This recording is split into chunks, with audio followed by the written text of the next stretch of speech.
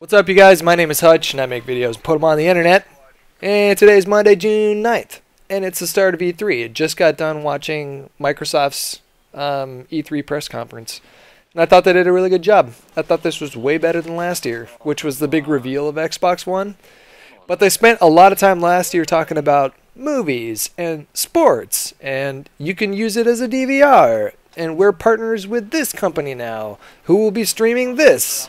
And UFC, and they didn't show a whole lot of games.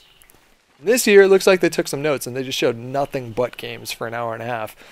And they did a good job with it, too. They didn't spend too much time on one particular game, and they packed in a lot of games. Saw the follow-up to the guys that did Limbo. Their next title, I think, is called Inside, or Below, or Darkness.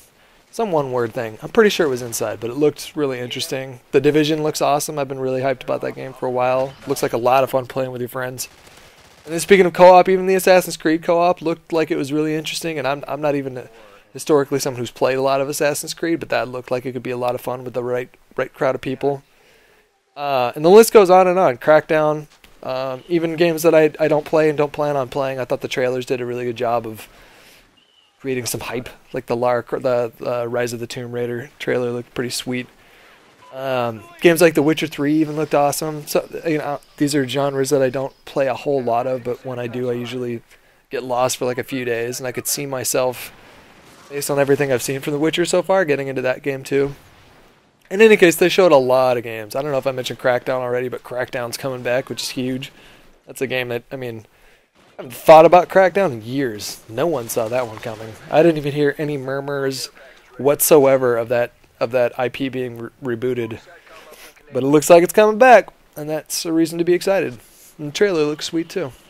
And then, of course, we saw our obligatory Call of Duty trailer, and it looks like they're continuing their partnership as well with Microsoft, where they're going to get the DLC before anybody else. But I've learned to not expect too much from E3 demos. It's usually just single player, and the last single player for Call of Duty that I played was Black Ops 1. And before that, I played a little bit of Modern Warfare 2. I don't think I finished that campaign. I didn't finish the World at War campaign. I did finish the Call of Duty 4 campaign, but that campaign was pretty fucking epic. Yeah, I don't get too stoked on what I see for single-player stuff, but I do try and pay attention to see if there's anything that's going to translate over to multiplayer.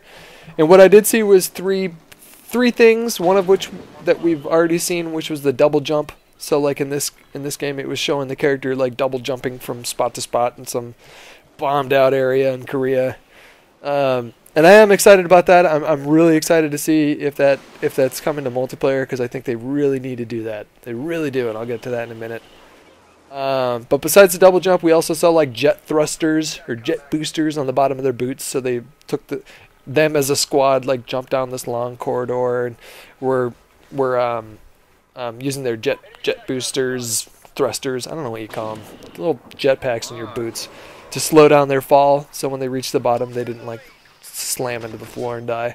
And then we also saw a dash. We hadn't seen that, and I don't think we saw that in the first trailer, but there was a horizontal dash, like when you're in your Titan in Titanfall.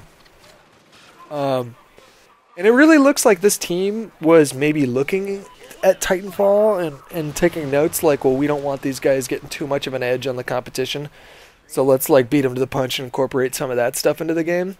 That would be my guess, because it just seems like odd timing. A year after this rival studio of former Call of Duty developers come out with a brand new IP using things like jetpacks and dashes and double jumps, we see Call of Duty incorporating that into their next game. Historically speaking, we don't really see these things as necessarily being staples in all the games. So even if Sledgehammer introduces these new things, it's unlikely that we'll see that Black Ops 3 or whatever's coming next from Treyarch and Infinity Ward, they're not going to have to use these things.